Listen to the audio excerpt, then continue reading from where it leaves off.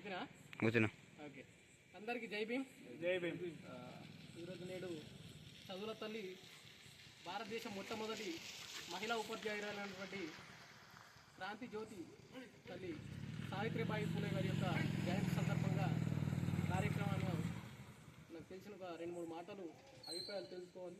ఎందుకంటే వారి మహాత్మా జ్యోతిబా పూలే, మహాత్మా సావిత్రిబాయి పూలే గారి జీవితాన్ని అంకితమిచ్చి అణగారిన వర్గాల జీవితంలోని వెలుగు నింపి మనకంటూ ఒక భవిష్యత్తుతోటి చదువు అనే వెలుగు నింపి మన ఇంటిలో మన భవిష్యత్తు తరాలకు ఒక వెలుగునిచ్చారు. అలాంటి మహాత్మా జ్యోతిబా పూలే, సావిత్రిబాయి పూలే వారి యొక్క జీవితాన్ని అంకితం ఇచ్చి మనకు ఇంతనం చేశారు. కాబట్టి మనము వారి యొక్క వర్ణించుకోవాలి. ప్రతి గ్రామాన, మండలాన, దేశం మొత్తము ఈ సావిత్రిబాయి పూలే యొక్క గర్వంతో వచ్చినట్టు గట్టిగా చెప్పుకోవాలి.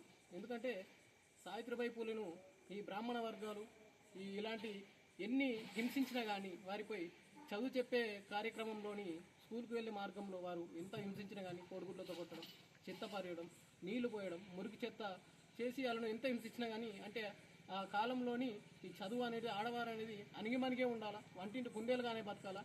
అలాంటి కాలంలో సావిత్రిబాయి పూలే వచ్చేసి ప్రతి స్త్రీకి చదువు అవసరమని చదువు చెప్పే మార్గంలో ఈ బ్రాహ్మణులు చేసిన హింసలు అంతా ఇంత కాదు. కానీ అలాంటి హింసలు తట్టుకొని బడి చెప్పే మార్గంలో వెళ్ళినా కానీ ఏం చెప్పకుండా ఆమె మౌనంగా ఈ ఉద్యమంలో స్త్రీలకు చదువు చెప్పాలనే లక్ష్యం పెట్టుకొని అక్కడ వెళ్ళి స్కూల్లో ప్రతి ఒక్కరి స్త్రీకి విద్యను అందించినటువంటి మహోన్నతురాలు సావిత్రిబాయి పూలే. అలాంటి సావిత్రిబాయి పూలే యొక్క ఆవశ్యకత ప్రతి ఒక్క స్త్రీ తెలుసుకొని భారతదేశపు మొట్టమొదటి మహిళా ఉపాధ్యాయురాలుగా మనకు పరిచయం చేయండి. కానీ బ్రాహ్మణులు మనకు తప్పుడు కథనాల ప్రకారం చదువుల తల్లి సరస్వతి దేవ్ అని అన్ని కల్పిత కథలు పెట్టించి సరస్వతి ఏ ఒక్క యూనివర్సిటీలో ఏ ఒక్క డిగ్రీ కూడా చేసింది లేదు. కానీ మన సరస్వతిని చదువుల తల్లిగా ప్రకటించారు కానీ బ్రాహ్మణ వర్గాలు. కానీ నిజమైన చరిత్ర వచ్చేసి సావిత్రిబాయి పూలే యొక్క భారతదేశ మొట్టమొదటి మహిళ ఉపాధ్యాయురాలు.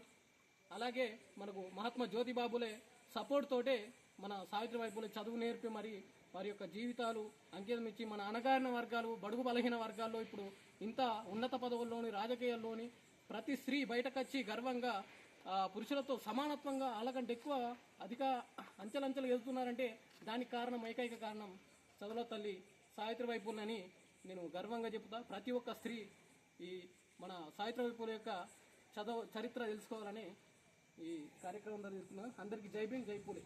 Thank you.